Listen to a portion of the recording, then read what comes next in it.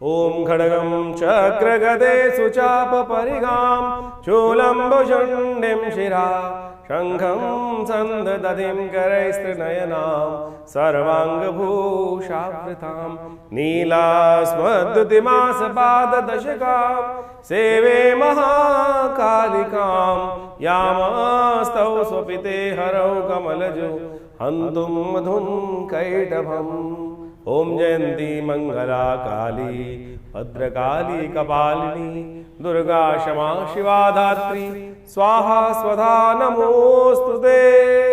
नमस्कार, स्वागत है आपका आचार्य वाणी में। मैं आचार्य विक्रमादित्य आपके साथ हूं और आज का विषय हमारा है सिंह राशि। सिंह राशि वालों के लिए जुलाई के आरंभ काल में जो ग्रहों के योग क्या दिखा रहे हैं। देखिए, सिंह राशि वालों सूर्य प्रधान राशि है और इस वक्त सूर्य ने कई सारे आपकी राशि के दृष्टिकोण से कई प्रकार के योग बना रखे हैं। सूर्य ने बृहस्पति को अस्त कर रखा है।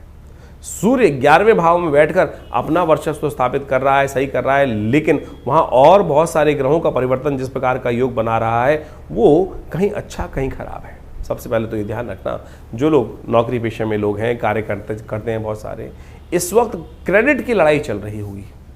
इस वक्त कहीं ना कहीं वर्चस्व की लड़ाई चलती दिखाई दे रही होगी कि मैं काम कर रहा हूं तो मुझे उसका वर्चस्व मिलना चाहिए, और कहीं ना कहीं लोग आपके कार्य का क्रेडिट आपको देने के बजाय खुद लेने का प्रयास कर रहे हैं। आपको साइडलाइन किया जा सकता है, इसलिए आप पूरी तरह से ध्यान रखिएगा अपने कार्यों को। पूरी तरह से कहा जाता है ना, जब पेपर निकालते हैं, एक बार कुछ काम करते हैं तो उसमें रबर स्टैम्प लगा देनी चाहिए कि भाई ये काम, वाटर मार्क लगा देते हैं आजकल बहुत सारी चीज़, तो ऐसे लाग लगे कि आपका क्रेडिट आपको मिले, नहीं तो लोग आपको साइडलाइन इस वक्त करने के कुछ ना कुछ कुचक्र को चलाते दिखाई देंगे।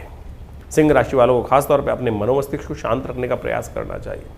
पारिवारिक जीवन में जब से महाराज राहु यहाँ पर आए होंगे, थोड़ा सा आपको अशांत करते दिखाई दे रहे हैं।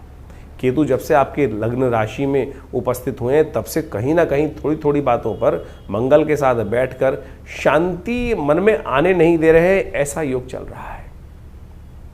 बृहस्पति के उदय होते ही इन बहुत सारे कष्टों से निवारण होने का रास्ता प्राप्त हो जाएगा, क्योंकि बृहस्पति की दृष्टि जैसी बहुत जल्दी, और वो बहुत देर नहीं है। बृहस्पति अब उदय हुआ चाहते हैं, इस जुलाई के आरंभ काल में ही उदय हुए चाह रहे हैं, और वो बहुत अच्छे से आपकी कुंडली के अनुसार से आपको रास्ता, रिलीफ देने के योग बनाते दिखाई दे रहे हैं। हाँ, दिक्कत शनि महाराज की है, क्योंकि जुलाई के मध्य काल में वो हो जाएंगे वक्री और आपके अष्टम भाव में चल रहे हैं। एक तरह से आपकी जो ढैया चल रही है वो कहीं ना कहीं आपको संभालनी पड़ेगी। उसके लिए भी खास उपाय हम आपको दिन पर दिन किस प्रकार के ग्रह योग बनेंगे वो भी सब बता देंगे। सबसे पहले बात कर लेते हैं सिलसिलेवार तरीके से कि ग्रह योग आपके लिए क्या करेंगे। हम आरंभ कर रहे हैं 1 जुलाई से। तो 1 जुलाई को मंगलवार का अवसर, षष्ठी तिथि विद्यमान है, और उस दिन ग्रह नक्षत्रों को, योगा योग को यदि हम समझें तो आपके लिए कुछ ना कुछ ग्राफ पॉजिटिव दिखाई देता है। हम कहेंगे 60% पॉजिटिव होने के योग बन रहे हैं सूर्य उदय के टाइम पर, और वही ग्राफ आगे बढ़ते बढ़ते करीब करीब 70-80% आपके लिए सपोर्ट का योग बना सकता है दिन के अस्त होने के समय तक। तो यानी आने वाले 2-3 दिन खासतौर पर आपके लिए एक रिलीफ के योग बनाते दिखाई दे रहे हैं। तो उत्साह के साथ आगे बढ़ने का प्रयास करें, सूर्य का इलाज कर लीजिए। बाई चांस सप्तमी भी है उस दिन, सूर्य सप्तमी का योग बन रहा है। सुबह उदय तिथि षष्ठी होगी, लेकिन जैसे ही दिन आरंभ होगा तो सूर्य सप्तमी का योग भी बनता दिखाई दे रहा है। तो भगवान सूर्य का थोड़ा दर्शन करके, हो सके तो उनको जल अवश्य दें, अर्घ दें। लोग कहते हैं क्या फर्क पड़ता है अर्घ देने से? अरे, मनोमस्तिष्क में विजय प्राप्ति के योग बनते हैं, कीर्ति बढ़ती है, और साथ साथ सूर्य का जो नेगेटिव विटामिन तो मिल ही जाएगा। विटामिन डी जो बाहर से कहीं नहीं मिलता है, तो कम से कम सूर्य, और उसका इमोशनल पॉइंट ऑफ व्यू से बहुत ज़बरदस्त योग बनता है। तो आप इसको, हर चीज़ को साइंटिफिकली समझने का प्रयास करें, वैज्ञानिक दृष्टिकोण से भी समझा जा सकता है। तो आप इसको, उपाय को हल्का मत लीजिएगा। इस दिन सूर्य सप्तमी है, सूर्य का एक नाम है विश्वान, और इस दिन विश्वान जो सप्तमी के रूप में इसको जाना जाता है, सूर्य इसी नाम से विख्यात हुए थे, तो भ्रमण करते रहते हैं, इसलिए इनका नाम ये पड़ता है। तो आप कोशिश करें, और छठा नवरात्रा भी है, तो भगवती कात्यायनी का सुंदर स्तवन करें। सर्वमंगल मांगल्ये शिवे सर्वार्थ साधिके शरण्ये त्र्यंबके गौरी नारायणी नमोस्तुते, इस मंत्र का जब भी कर लेंगे तो अच्छा ही रहेगा। 2 तारीख बुधवार का दिन, सप्तमी तिथि विद्यमान है, उसका भविष्य भी समझ लेते हैं, क्या कुछ कहने के योग बनते दिखाई दे रहे हैं। सप्तमी के दिन ग्रह नक्षत्रों के दृष्टिकोण से आपके लिए आशीर्वाद से मेवा प्राप्त करने के योग बनते दिखाई दे रहे हैं। जहाँ भी आप विनम्र होकर कार्य करेंगे वो चीज़ें आपके विवर में जा सकती हैं। वैसे सिंह राशि वाले थोड़े विनम्र कम होते हैं, विनम्रता इनके खून में है ही नहीं। जहाँ भी जाएंगे अपना वर्चस्व स्थापित करने का प्रयास करेंगे।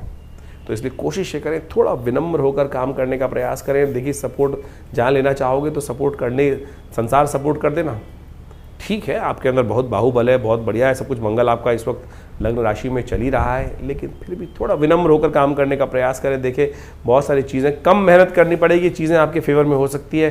एक हिदायत है, लेके कोशिश करेंगे तो अच्छा रहेगा। इस दिन एक सुंदर योग बन रहा है जिसको सर्वार्थ सिद्ध योग बोला जाता है, लेकिन बन रहा है केवल 50 मिनट के लिए। तो इस दिन भद्रा जो आरंभ होगी 11:58 पर, लेकिन इससे पहले 11:06 से लेकर 11:58 का मुहूर्त बहुत शुभ है। कोई नया कार्य आरंभ करना हो तो इस वक्त इसका लाभ ले लीजिएगा, अच्छा रहेगा। लेकिन उसके बाद भद्रा आरंभ हो जाएगी, फिर राहु काल भी आरंभ हो जाएगा, तो उसके बाद मत किसी नए काम में हाथ डालना, तो अच्छा रहेगा। 3 तारीख की यदि हम बात करें काल गणना के दृष्टिकोण से, बृहस्पतिवार का अवसर 3 जुलाई को अष्टमी तिथि उदया तिथि के रूप में विद्यमान है। गुप्त नवरात्रों के अवसर पर माँ भगवती महागौरी की आराधना करने का अवसर है। ग्रह नक्षत्रों के दृष्टिकोण से चीज़ें आपके लिए खास तौर पर दिखाई दे रही हैं। थोड़ा मन चंचल जरूर रह रहा है, लेकिन वो चीज़ें आपके फेवर में ले जाने के योग अवश्य बनाता दिखाई दे रहा है। ऐसे में यहाँ भगवती दुर्गा माता पिता का आशीर्वाद, गुरुजन का आशीर्वाद चाहिए। केवल सुबह सुबह उठकर कोशिश ये करें, माता पिता गुरुजन का आशीर्वाद लेकर उनका भगवती का ध्यान कर कर, महागौरी जो महागुप्त नवरात्रि की अष्टमी तो है ही, भगवती का ध्यान करके थोड़ा कन्या पूजन भी कर लें तो देखिएगा वारे न्यारे होने के योग बन सकते हैं। बहुत अच्छा योग बन रहा है आपके लिए। बृहस्पतिवार है, ज्ञान का सहारा लीजिए और देखिए आगे बढ़ने का प्रयास कीजिए। 4 तारीख के दिन शुक्रवार का अवसर, नवमी तिथि विद्यमान है। ग्रह सुबह सुबह परिवर्तन की तरफ चले गए हैं और ये परिवर्तन बेहद खास आपके लिए बन रहा है। बृहस्पति अस्त जरूर है, लेकिन फिर भी चंद्रमा पर पूरी तरह से दृष्टि डालकर चीज़ों को आपके फेवर में ले जाने का प्रयास कर रहे हैं। पराक्रम से आगे बढ़कर चीज़ों को लेने से काम हो सकता है, बढ़िया हो सकता है। लेकिन ध्यान एक बात का रखना पड़ेगा आपको, चीज़ें आपके फेवर में जा रही हैं और मन भी आपका पूरा प्रशस्त है, लेकिन कुछ हैं जो गलत लोग आपके आसपास लगे हुए हैं जो आपको आपके गंतव्य मार्ग से भटकाने का प्रयास करते दिखाई दे रहे। भटकिएगा मत, फालतू के कामों में लगेगा मत, थोड़ा स्वार्थी बने, काम करने का प्रयास कीजिए। भड्डली नौमी है इस दिन। भड्डली नौमी अनसूत साया माना जाता है और इस वर्ष का अंतिम अनसूत साया होता है। फिर 4 महीने के लिए मुहूर्त नहीं आते हैं, दिवाली पे जाकर फिर उसके बाद मुहूर्त शुरू होते हैं। तो कोई बड़ा काम, विशेष काम करना हो तो इस भड्डली नौमी का कार्य दिन आरंभ कर लिए। अनसूत साया माना जाता है। बहुत गज केसरी योग भी बनकर तैयार है आपकी राशि में, तो लाभ आता दिखाई दे रहा है, फायदा होता दिखाई दे रहा है, लेकिन मेहनत से। तो मेहनत से भागिएगा मत। यदि ये नहीं भागे तो बिल्कुल चीज़ें आपके फेवर में आने के योग बन सकते हैं। खर्चे कंट्रोल करने पड़ेंगे और खर्चे कंट्रोल करोगे तब ठीक होगा। मेहनत कम, पैसा ज़्यादा, उसी काम में दिमाग लगाओ तो अच्छा रहेगा। 5 तारीख शनिवार का अवसर, दशमी तिथि विद्यमान है और ग्रह नक्षत्रों के दृष्टिकोण से दिन ओवरऑल अच्छा दिखाई देता है। लेकिन शनि महाराज बहुत जल्दी थोड़े वक्र होने जा रहे हैं। वक्र का मतलब होता है उल्टी गति चलने वाले हैं, आगे बढ़ने के बजाय पीछे खींचने के योग बनाने वाले। तो शनि का बैंक अकाउंट तैयार करना पड़ेगा, पुण्य कर्मों का बैंक अकाउंट तैयार करना पड़ेगा। नहीं तो ये जो अष्ट भाव में चल रहे हैं, जो विशेष बढ़ैया चल रही है आपकी, वो कहीं ना कहीं हानिकारक हो सकती है, चाहे वो स्वास्थ्य हो, चाहे वो सफलता हो, चाहे वो धन हो। इसलिए शनि का उपाय करें। आपके लिए सबसे बढ़िया उपाय है शनि को मनाएं, सदा सुख पाएं। तो आप हनुमान जी को चोला चढ़ाने का प्रयास कीजिए, हो सके तो हनुमान चालीसा का पाठ करें। ये शनिवार का दिन है, इसलिए अवश्य कर लीजिए, चीज़ें आपके लिए अच्छी रहेंगी। बात कर लेते हैं 6 तारीख की। 6 तारीख रविवार, एकादशी तिथि विद्यमान है और इस दिन बहुत बड़ा परिवर्तन होने जा रहा है आपकी राशि के दृष्टिकोण से। देखें, वैसे तो देव शयन है इस दिन भगवान विष्णु इत्यादि समस्त देवता शयन के लिए चले जाते हैं। शेष शैया पर विश्राम भगवान विष्णु करते हैं और समस्त देवता जो हैं वो समस्त कार्यभार सौंप देते हैं भगवान शंभु पर और सब सोने चले जाते हैं। लेकिन इस बार एक विशेष परिवर्तन का योग बन रहा है कि देवता शयन के लिए जा रहे हैं, लेकिन बृहस्पति जाग रहे हैं। और ये बृहस्पति का जागना आपकी राशि के दृष्टिकोण से, बुद्धि के दृष्टिकोण से, परिश्रम के दृष्टिकोण से, परिवार के दृष्टिकोण से और तो कई और कार्यों से भी बहुत बढ़िया आपके लिए योग बनाता दिखाई दे रहा है। जो चीज़ें कॉन्सेप्ट अतिचारी बृहस्पति हैं और बदलते ही 12 वर्ष बाद आपकी राशि में बहुत सुंदर जगह पे आए थे, लाभ वाले दिने पे आए हैं, लेकिन अस्त हो गए थे। अब वो पूरे वर्ष के लिए उदय होकर आपके लिए चीज़ों को ठीक करते दिखाई देने, संतान को भी ठीक करेंगे, बहुत सारे और लाभ देंगे, बुद्धि भी ठीक जगह चलेगी। तो ये अब आपके लिए बहुत सुंदर योग बन रहा है, तो इसका लाभ लीजिए। इसको थोड़ा बृहस्पति को और ताकत देने का प्रयास कीजिए। हो सके तो भगवान विष्णु के मंदिर में जाकर उनको विशेष तौर पर पीले पुष्प अर्पित करें, तुलसी की के पत्ते अर्पित करने का प्रयास करें। उनका पूजन करने के बाद उनको कमल के पुष्पों की शैया प्रदान करने का प्रयास करें, मखानों की शैया प्रदान करने का प्रयास करें और फिर उनका पूजन कर चरणामृत ग्रहण करें। अकाल मृत्यु हरणम सर्वव्याधि विनाशनम विष्णु पादोत्कम पित्वा पुनर्जन्म न विद्यते, शास्त्र में ये अद्भुत रूप से है। तो भगवान विष्णु की पूजा का ये अद्भुत महत्व है, इसको लाभ लेने का आप इस दिन अवश्य प्रयास करें। 7 तारीख सोमवार का अवसर, द्वादशी तिथि विद्यमान है। मन थोड़ा हल्का दिखाई देता है, स्वास्थ्य का ध्यान रखने की ज़रूरत दिखाई दे रही है। जिस प्रकार का योग बन रहा है, बेकार के कामों में थोड़ा धन खर्च अधिक होने के योग बन सकते हैं, तो थोड़ा सोच विचार कर काम करने की ज़रूरत है। ऐसे नहीं जल्दी जल्दी कर लें। ज्ञानियों का सहारा लीजिए। इस दिन वामन पूजा का योग बनता है, तो इसलिए ज्ञानीजन, श्रेष्ठजन, विप्रजन जहाँ दिखाई दें अपने अनुसार से थोड़ा बहुत दान पुण्य करने का प्रयास करेंगे तो अच्छा रहेगा। स्वास्थ्य का ध्यान रखने को कहा है।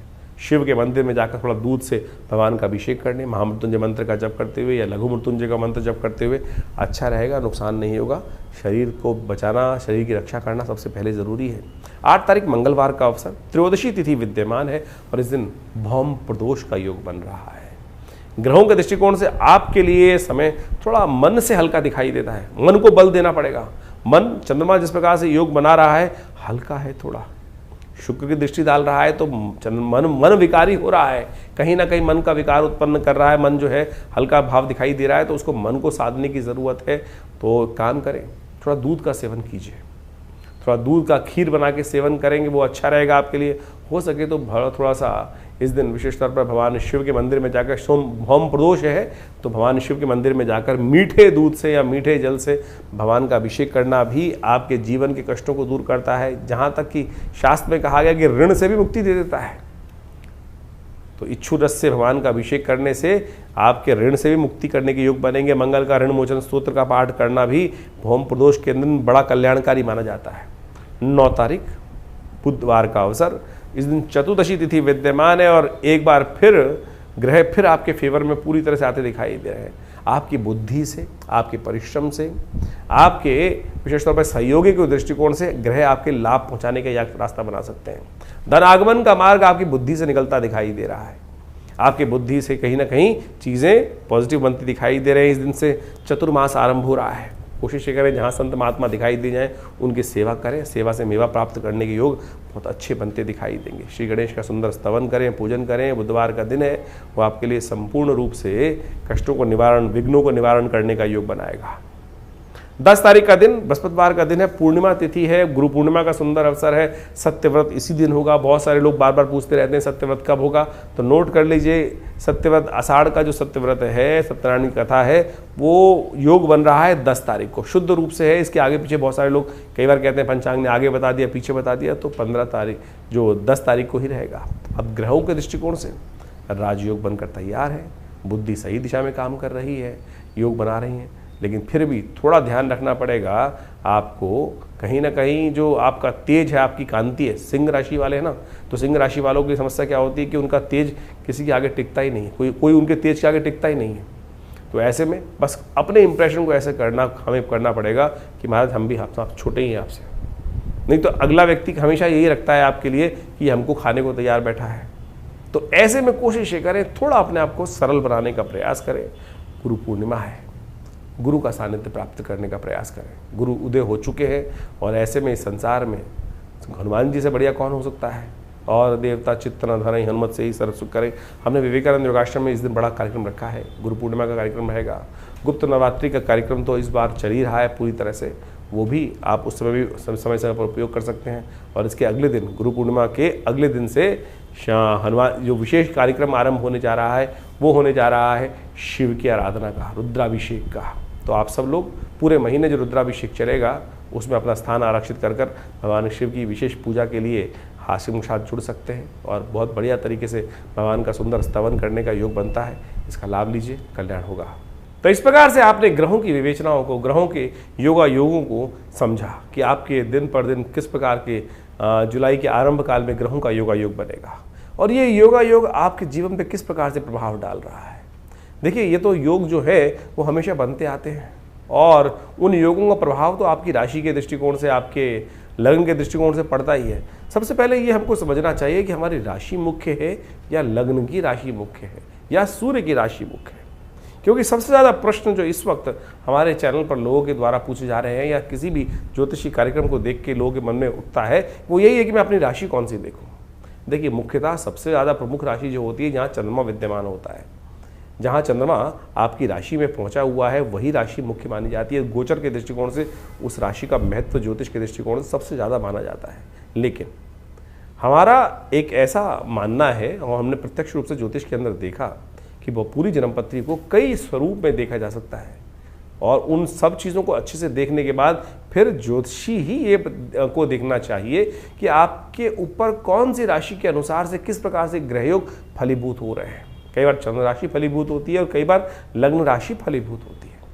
वो ग्रहों पे के योग के ऊपर निर्धारित होता है कि ग्रहों के योगायोग किस प्रकार से किस व्यक्ति के दृष्टिकोण से कौन से ग्रह कार्य कर रहे हैं, कौन से ग्रह सुप्त अवस्था में है, कौन से ग्रह जागृत अवस्था में है, कौन से ग्रह स्वप्नादि अवस्था में है। तो इन सब चीज़ों की विवेचना करने के बाद फिर ये निर्धारित किया जाता है। चंद्र राशि वैसे फिर भी आप सही तरह से देख सकते हैं, आपके जन्मपत्री के अनुसार से चंद्रमा जिस राशि में विद्यमान है उसको चंद्र राशि बोला जाता है। उसके अनुसार से आप देखेंगे तो आपका फल बिल्कुल मैच होगा।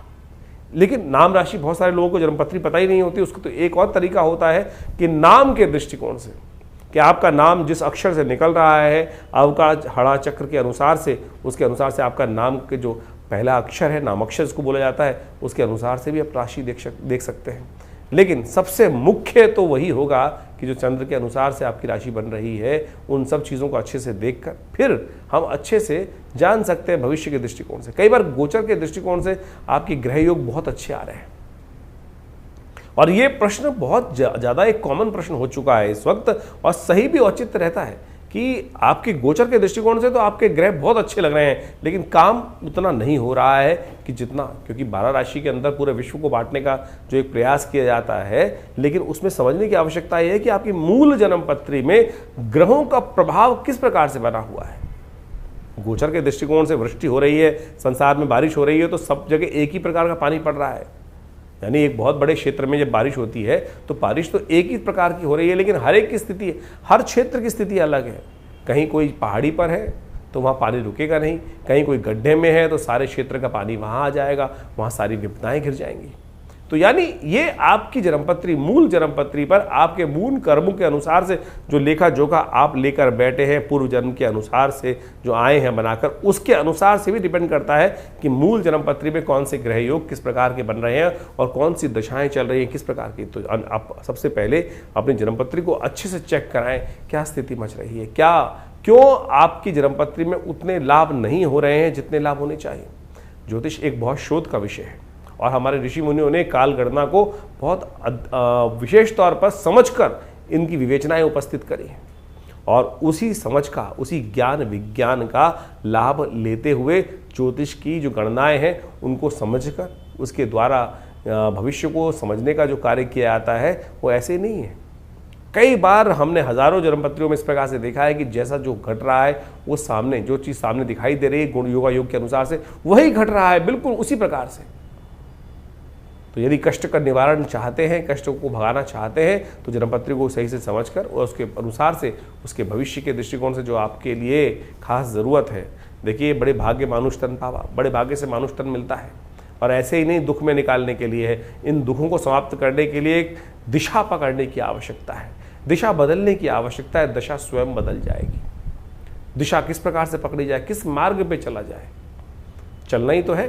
और चलना यदि गलत मार्ग पे होगा तो गलत तरफ हमको लेके जाएगा, सही मार्ग पकड़ लेंगे तो सही तरफ चलते चले जाएंगे।